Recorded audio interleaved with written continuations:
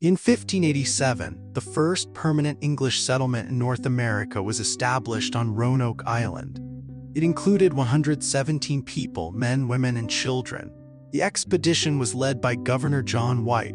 His daughter Eleanor Dare arrived pregnant, and her husband Ananias Dare was also among the settlers. On August 18, 1587, their daughter Virginia was born, the first English child in the New World. This was not the first settlement on the island. In 1585, Ralph Lane's expedition failed due to hunger, diseases, and conflicts with local tribes, especially the Croatoan. Relations with the indigenous people deteriorated sharply in 1586 when the English burned the village of Aquascagac over the theft of a silver cup.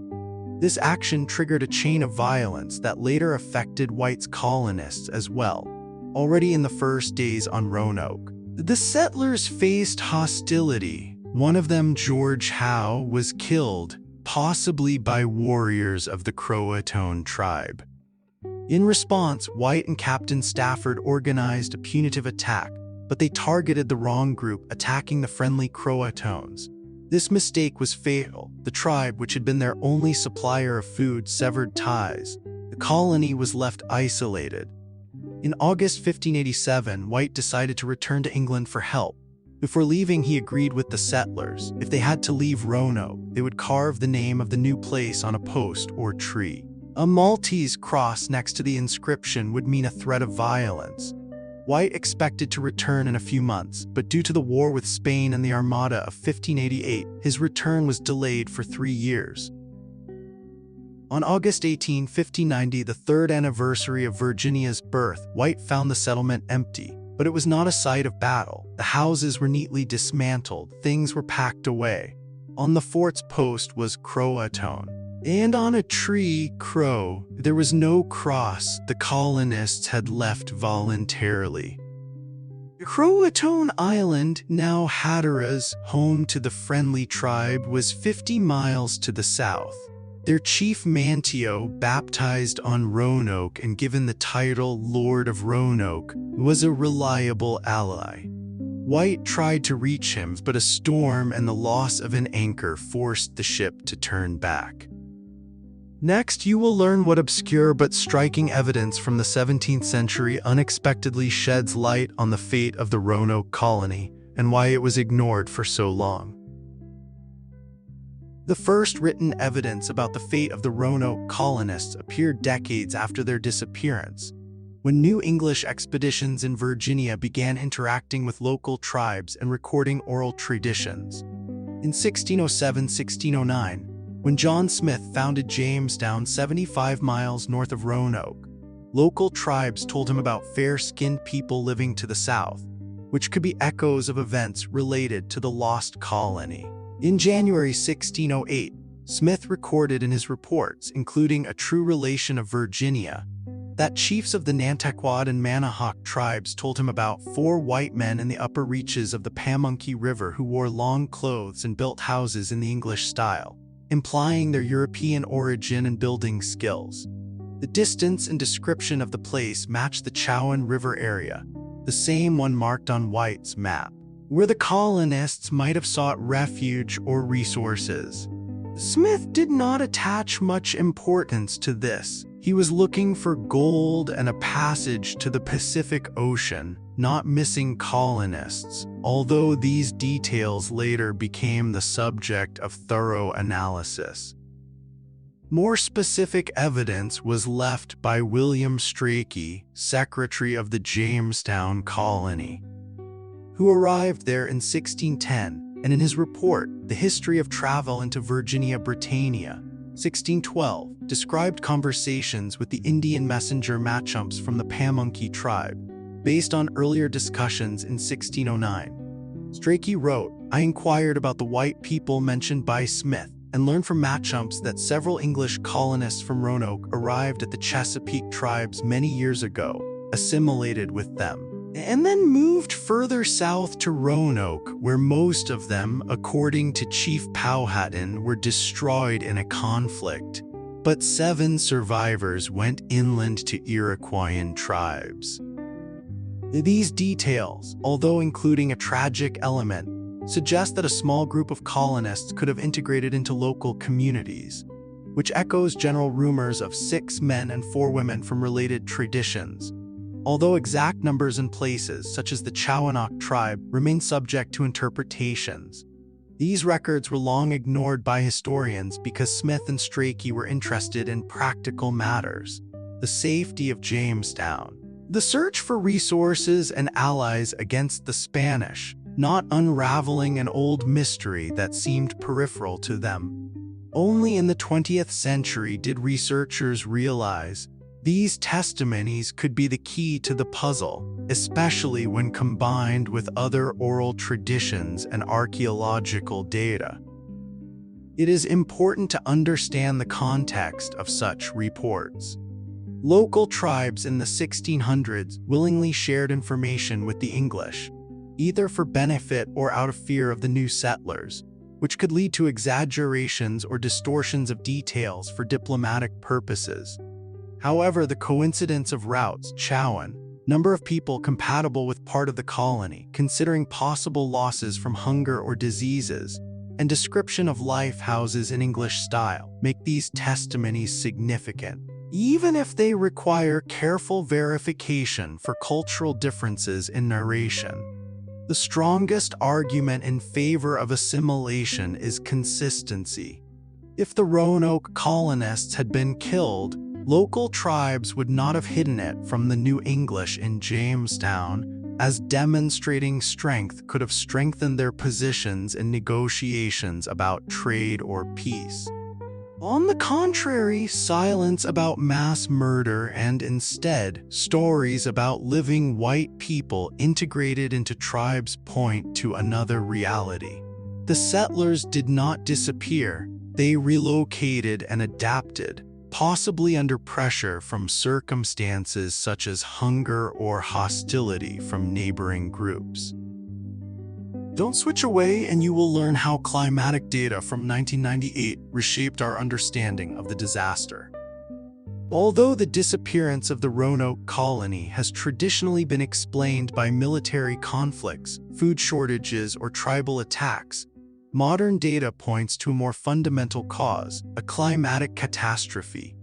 In 1998, scientists conducted a dendrochronological analysis of tree rings from ancient bald cypresses in the Tidewater region, on the coast of modern Virginia and North Carolina. The result was stunning. The period from 1587 to 1589 was the driest in 8 centuries. For 3 years in a row, precipitation levels were critically low, especially in July when corn, squash, and beans, the main crops of local tribes, ripened. This drought was not a local phenomenon. It covered the entire eastern part of North America and directly coincided with the existence of whites' colony on Roanoke. For the settlers, who depended on help from the indigenous people, this became a catastrophe. They did not know how to effectively cultivate the land in the new conditions and relied on trade. But the tribes were suffering too. Spanish missionaries who visited the region a decade earlier had already described difficulties with food and exhausted lands among Algonquian communities, which could have been a harbinger of similar climatic challenges. Now the situation had worsened. When John White left the colony in 1587, he left people in a world where even friendly tribes could not share food, not out of hostility, but for their own survival. The lack of harvest intensified competition. It was during this period, according to White's records, that the fatal mistake occurred, a punitive attack on the village of Dassamongipong, allies of the hostile Croatoan tribe, likely caused by a dispute over food and mistakenly attributed to the Croatoans. In normal years, such an incident could have been resolved through negotiations. In drought conditions, it destroyed the last stronghold of support, as the Croatoans as allies stopped supplies out of fear of escalation. A similar pattern was observed in the Jamestown colony, but 20 years later. There from 1606 to 1612, a 7-year drought broke out, coinciding with the starving time of 1609-1610. When fewer than 60 out of 500 colonists survived. Archaeologists and climatologists today believe Drought was a systemic factor in the failure of early English settlements. Those who arrived in wet years had a chance. Those who found themselves there in dry ones were almost doomed. For the Roanoke colony, the drought of 1587-1589 was the decisive trigger. It not only exacerbated difficulties, it made them insurmountable. Therefore, the departure in August 1590 looked so calm. This was not a reaction to a sudden attack, but a deliberate decision to leave before hunger became deadly. The colonists dismantled the houses to use the logs in the new place. They took all valuables, tools, dishes, clothes, because they did not plan to return. The inscriptions Croatoan and Crow were not a desperate cry for help, they were a route map. The chronology strengthens this hypothesis. Virginia Dare was born on August 18, 1587, at the very beginning of the dry period. Her birth symbolized hope, but already on August 27, White set off for England. One can assume the birth of the child heightened awareness of vulnerability. Without reinforcement, surviving with an infant in hunger conditions was almost impossible. The settlers likely waited for White's return until the last. But by 1590, supplies were exhausted, the land was parched, rivers had shallowed. Then they chose the only possible path. The drought explains not only why the colonists left, but also why exactly then, why without panic, and why in two directions. Hatteras Island offered access to marine resources, fish, shellfish, birds, and a friendly tribe familiar with European technologies. The Chowan River, fresh water, fertile floodplains, and large settlements capable of accepting settlers. Both routes are logical in extreme scarcity, neither in the face of military threat. The drought also explains why White found no signs of struggle. Climate, not the enemy, was the main adversary. What made researchers rethink the entire course of events and see logic where they previously saw mystery?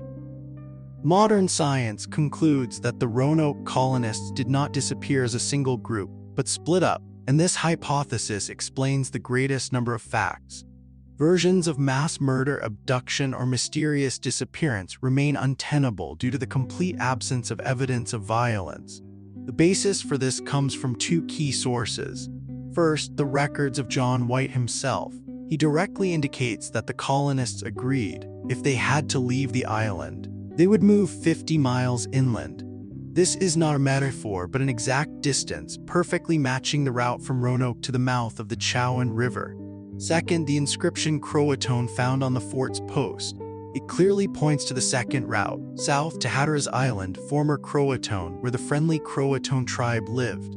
Thus, the colonists had two viable options, and they likely used both. Splitting in this situation is not a sign of panic, but a manifestation of strategic thinking. A group of 117 people was too large to take refuge in one small tribe without catastrophic consequences. The Croatoan tribe numbered only a few hundred people, and the extreme drought of 1587-1589 made their resources even more limited.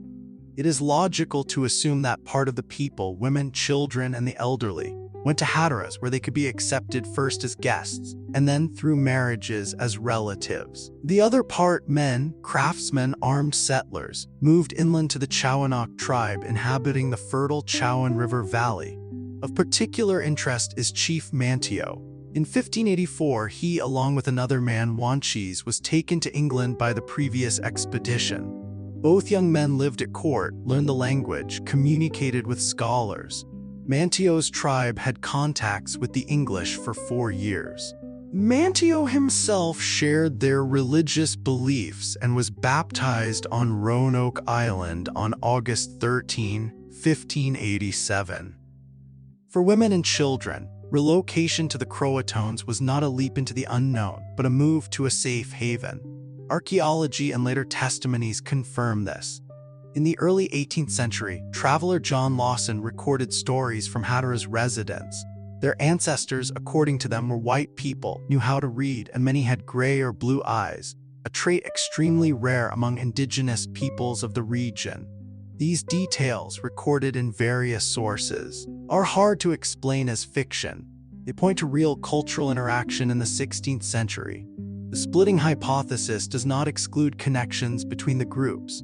The region was densely crisscrossed by rivers, ideal for travel by canoe. Communication between Hatteras and the Chowanoc was likely maintained for years. Possibly one group acted as a vanguard, first established on Hatteras, secured support, and then prepared a base for the main detachment inland. The retreat route remained open in case of threat.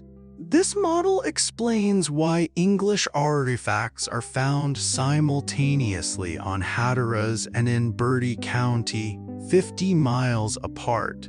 The colonists distributed risks. They did not wait for rescue, they themselves initiated their salvation. Why are household items with clear English roots are found in places where, according to White's map, they were not expected to be found? The most convincing proof of the settlers' relocation to Hatteras Island came from archaeological finds indicating European presence.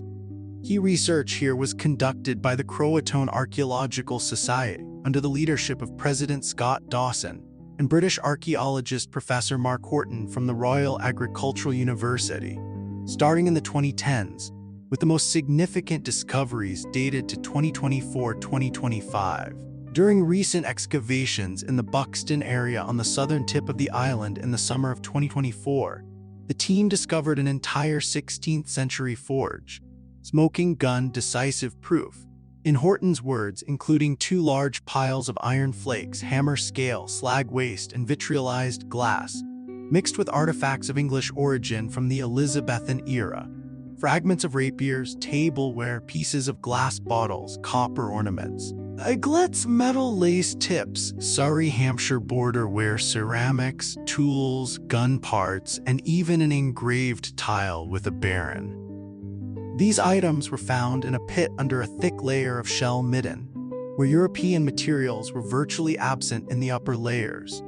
Radiocarbon dating strictly tied them to the late 16th century. The absence of similar forging technologies among the indigenous Croatoans underscores European influence. Earlier work by the Society in 2015, in collaboration with National Geographic, revealed additional artifacts, such as a sword fragment and a ring, integrated into Indian settlements, confirming not a one-time contact, but long-term assimilation. The colonists likely split into groups, integrating into local communities for years or decades, which echoes oral traditions and White's maps. Why a single mark on an old map overturned all ideas about the colonists' fate and led archaeologists to discoveries that were long considered impossible. If Hatteras Island likely accepted one part of the colonists, then the second, possibly the larger one, moved inland. And here the key role was played not by chance, but by a precise plan encoded on the map drawn by John White himself. In 2012, the British Museum conducted a study of his famous map, La Virginia Pars, using multispectral imaging. Under a paper patch glued on in the 16th century, a hidden symbol was discovered, a 4-pointed star drawn in black ink.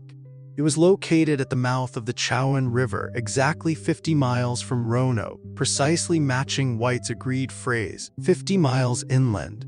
The concealment of the star under the patch likely had strategic meaning.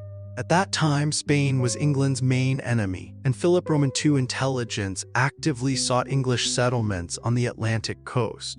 White, who returned to England in 1587, could have thus protected the coordinates of a reserve refuge from spies in case the map fell into the wrong hands. This discovery became a catalyst for excavations. From 2012 to 2014, the First Colony Foundation began work at the Salmon Creek site in Bertie County, North Carolina, exactly where, according to the map, the star should have been. Archaeologists discovered 2 sites, Site X and Site Y. Site X turned out to be a small but artifact-rich settlement. Here they found fragments of English ceramics, primarily Surrey, Hampshire border ware pottery mass-produced in southern England until the 1620s. Such ceramics were found only in the earliest Anglo-American settlements, Roanoke and Jamestown. In addition, household items, aglets, hooks for stretching fabric, parts of firearms, including a fragment of a matchlock from a musket.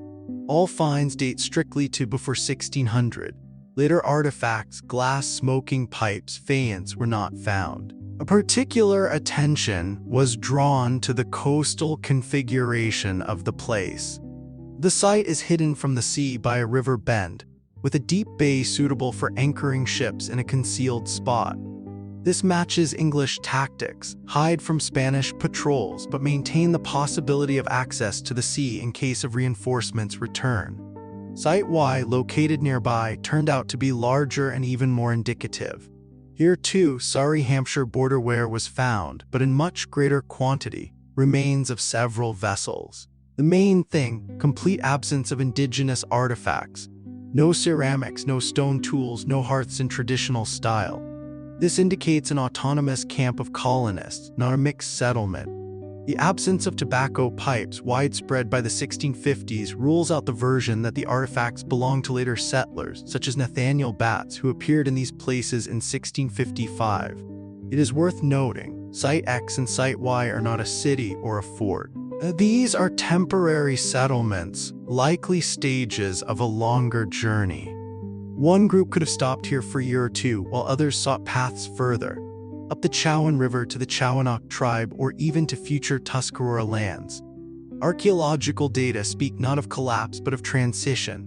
The colonists did not disappear, they relocated, preserving European life but outside the coastal zone. In other words, White's map is not just a sketch of the coast, it is an instruction, and Site X and Site Y are its material embodiment.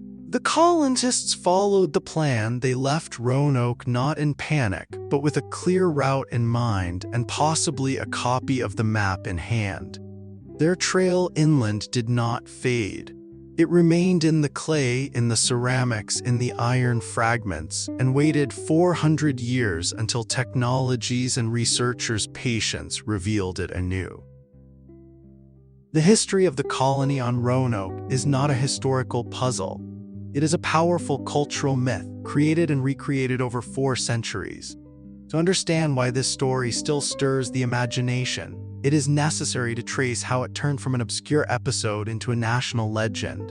The key turning point occurred not in the 16th century, but in the 19th. Before the 1830s, the disappearance of the colony did not particularly trouble anyone. In documents of that time, Spanish archives, English reports, it was mentioned briefly without drama. It was not a tragedy, but one of many failures of colonization. Everything changed when the young United States began to create its own history, heroic, symbolic, with myths worthy of a new nation. A central role in this was played by historian George Bancroft. In 1834, he published the first volume of his History of the United States, where he detailed the events on Roanoke, but not as a historian, but as a creator of narrative. Bancroft brought to the forefront the figure of Virginia Dare, the first child of English descent born in America. For him, her birth became a symbol of the birth of the American nation, a clean slate, a direct link between the old and new worlds, and her disappearance, a tragedy that interrupted this chain. In his interpretation, the colony ceased to be simply abandoned, it became lost. This term stuck. In 1837, writer Eliza Cushing wrote the story Virginia Dare, or The Lost Colony. In it, the colonists appear as victims of sinister Indians, savages who destroyed innocent settlers. Later, Virginia's image transformed. She was depicted as the American Diana, or a white deer maiden turned into an animal by Indian magic. These metaphors had no relation to facts but worked on emotions, memory, and racial identity. The myth was finally cemented by theater. In 1937, for the 350th anniversary of Virginia Dare's birth, the play The Lost Colony was staged on Roanoke Island itself. It was performed outdoors on historic ground. In it, music, drama, love, sacrifice.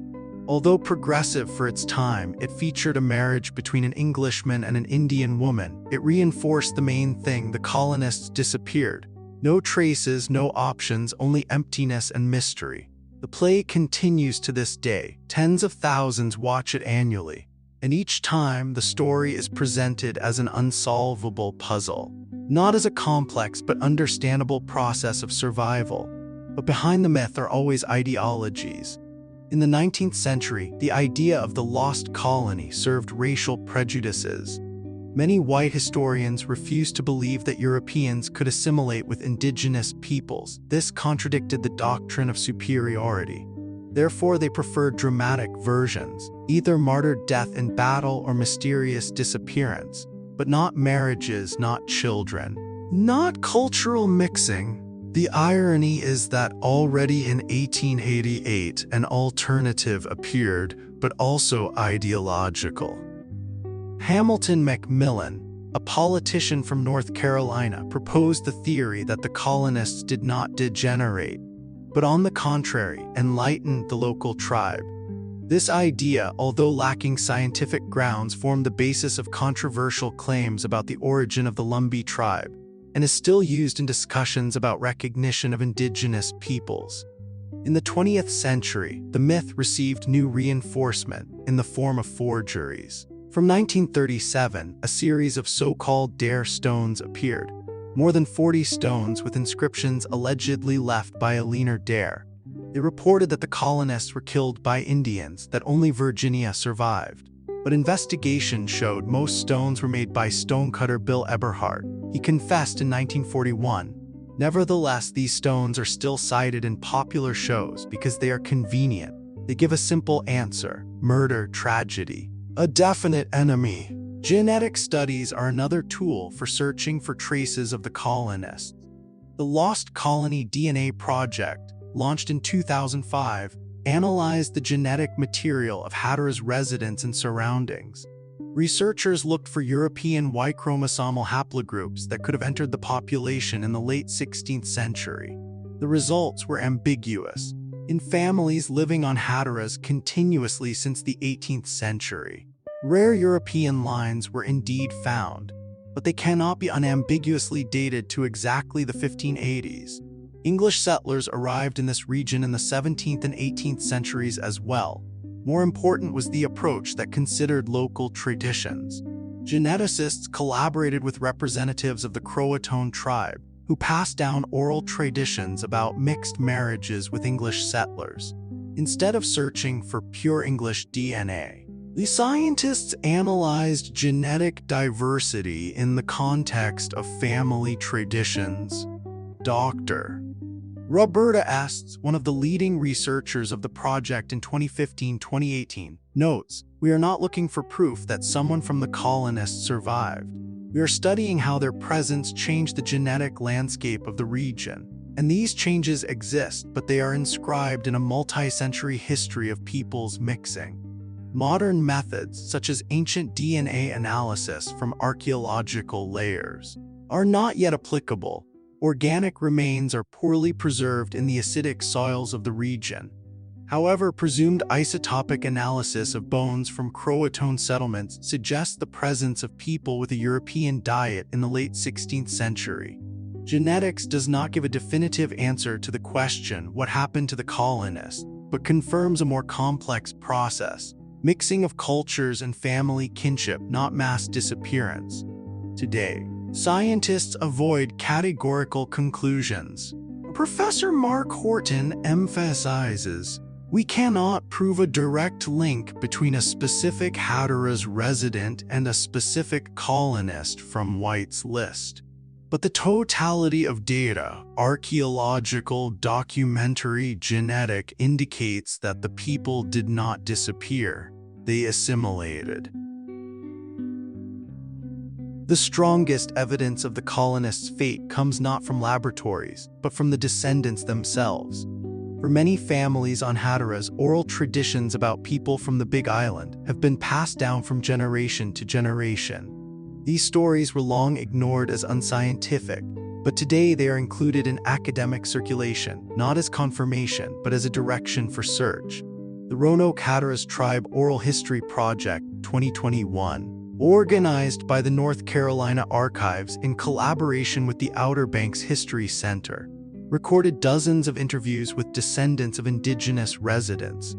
In them, stories about ancestors who spoke differently, kept English knives in special boxes, built houses with windows facing east, and knew how to melt iron without fire from the forest. One project participant, Jamine Gillies, born 1947, recalls, "My grandfather said, those who came before Jamestown taught us not only to build, they taught us to read. They had boards where they wrote with chalk." These traditions no longer remain in the shadows. Archaeologists now search exactly where oral sources indicate. Thus, excavations by the Croatoan Archaeological Society (CAS), led by Scott Dawson, a native of Hatteras and direct descendant of the local community, confirmed 16th century English. Artifacts are found not separately, but inside household layers of Croatoan settlements, together with tribal ceramics, game bones, and corn remains. The most important shift occurred in research ethics. Previously, archaeologists arrived with ready hypotheses. Today, they work in partnership. Since 2018, excavations on Hatteras Island have been conducted with the participation of Croatoan descendants as full team members. As one local participant said in an interview with the Outer Banks History Center, "You are looking for your history in our land. We are looking for ours in your papers. Neither side owns the whole truth." This dialogue changes the paradigm itself. The disappearance of the colonists is no longer interpreted as a tragedy of white settlers, but as a process of cultural adaptation in which indigenous peoples acted not as a threat, but as active allies providing refuge. Historians acknowledge there is no, for example, gravestone with a name from John White's list yet. But the totality of data, from oral traditions to slag and hearths, forms a convincing picture. The colonists split up, integrated, and passed on their knowledge. Their history did not end, it continued in new forms. From now on, this history is not a romantic legend. It is a more complex and human truth. The Roanoke colonists chose survival through connection, not isolation, and in this, their true legacy.